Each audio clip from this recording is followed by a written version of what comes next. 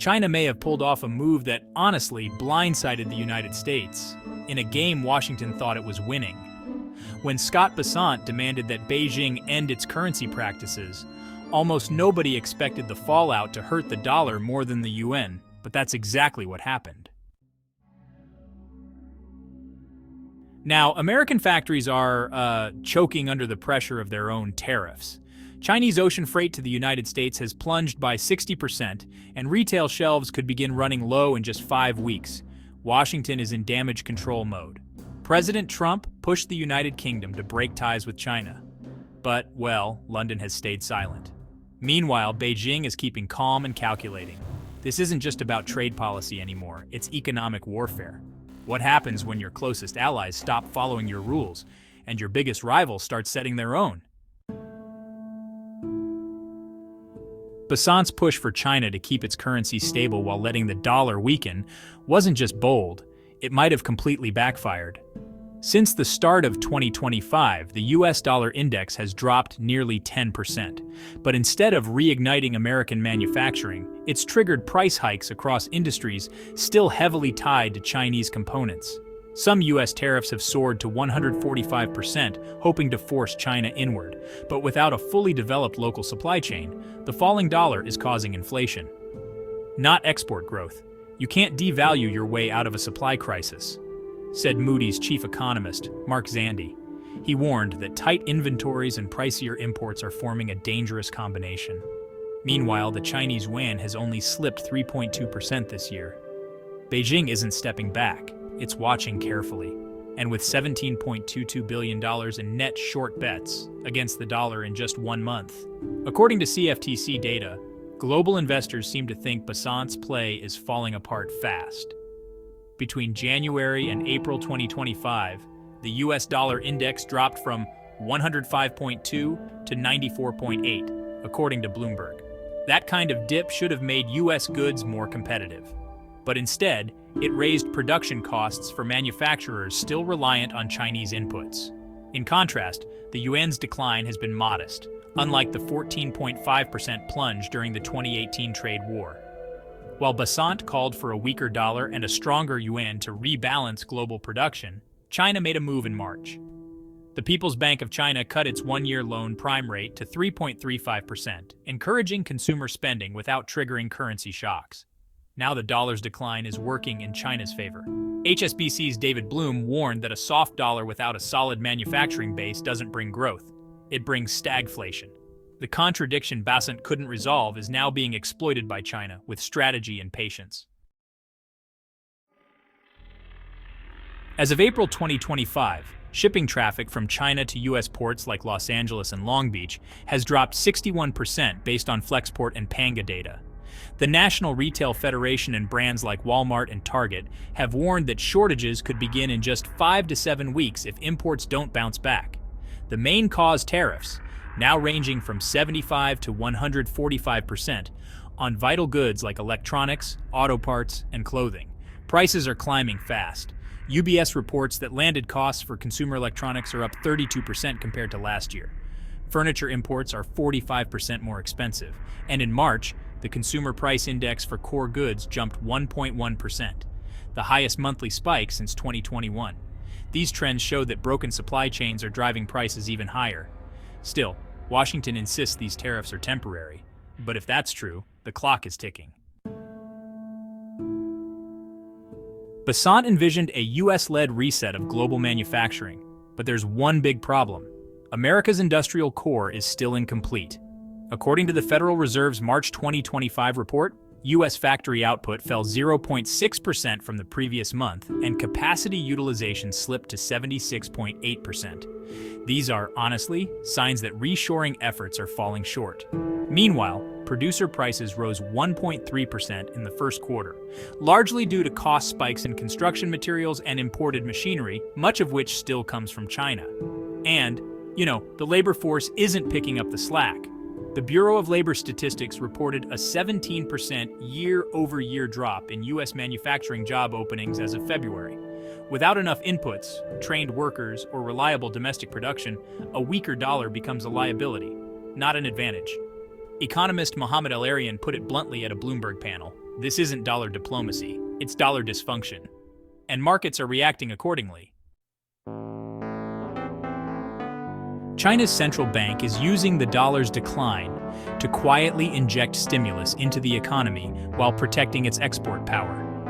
Since February, the yuan has stayed within a narrow band, between 7.19 and 7.25 to the dollar, even as the greenback fell.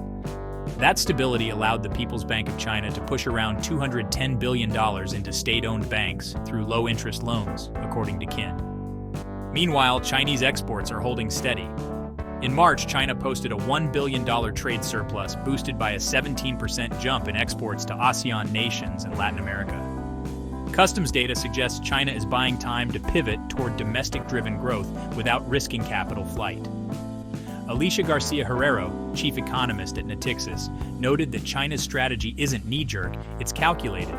By holding the yuan steady while the dollar weakens, Beijing is securing its manufacturing base and preserving financial flexibility. The UK is now trapped between America's demands and its own economic needs. As Washington tightens pressure on allies to limit trade with China, former Trump advisor Peter Navarro made headlines in April 2025, calling Britain a compliant servant of communist China in a fiery op-ed. At the same time, U.S. officials privately pushed the UK to block rerouted Chinese goods meant for the U.S. market. But trade figures tell a different story. In 2023, China made up 7.3% of UK imports and just 4.1% of its exports, according to the ONS. Cutting ties would immediately disrupt critical industries, especially electric vehicles. British EV firms still depend heavily on Chinese batteries and components, and Europe doesn't yet offer viable alternatives. Chancellor Rachel Reeves didn't mince words when asked about the UK's relationship with China. "It would be very foolish not to engage with the world's second-largest economy," she said. It was more than a political statement. It was a clear message to critics and allies alike. The UK is charting its own course on China. A bigger sign of this independence is unfolding in London's financial sector. The London Stock Exchange is reportedly considering allowing a major Chinese company to proceed with its IPO, despite vocal opposition from both major parties in Parliament. This shows that beneath the political noise, economic logic still carries weight in London. The UK is weighing its options, and seems less willing to give up growth opportunities just to follow US policy. The real question isn't whether Britain wants to break away from China, it's whether it can afford to. Cutting off trade with such a key partner could severely harm the UK's economy, especially in manufacturing. Meanwhile, Navarro and others continue to ring alarm bells from across the Atlantic. His attacks were sharp, calling out Britain's China stance as betrayal. But Reeves hit back publicly, saying that severing ties with a major trading partner would be reckless, especially now, with productivity stagnating and trade deficits widening. At a time of growing global volatility, Britain isn't ready to slam the door on one of its biggest economic partners. Let's look at the numbers. According to the UK's Office for National Statistics, trade between the UK and China reached £62.66 billion in 2023. That's nearly 7% of all UK global trade. And this isn't just phones and electronics. We're talking about key industries like electric vehicles, pharmaceuticals, and manufacturing, sectors that are, honestly, deeply dependent on Chinese imports and investment.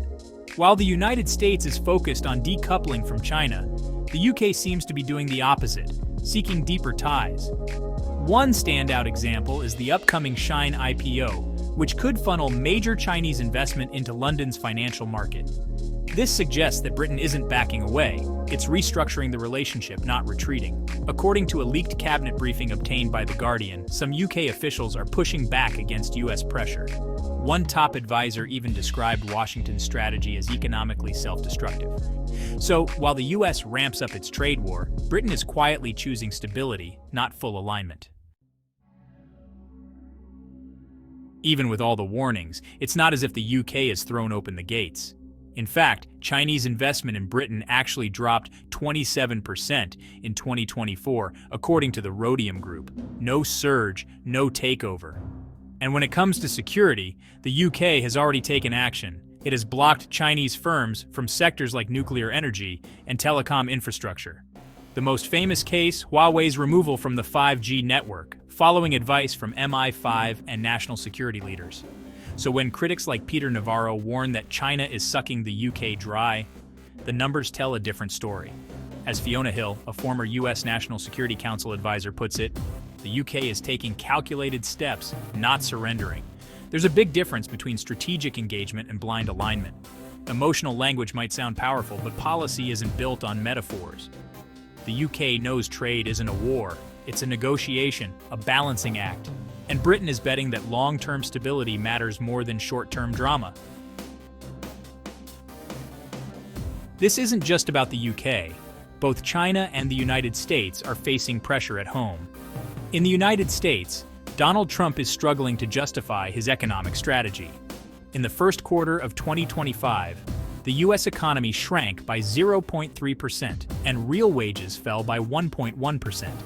Yet, Trump still pushes tariffs as a win, even as prices spike at the ports.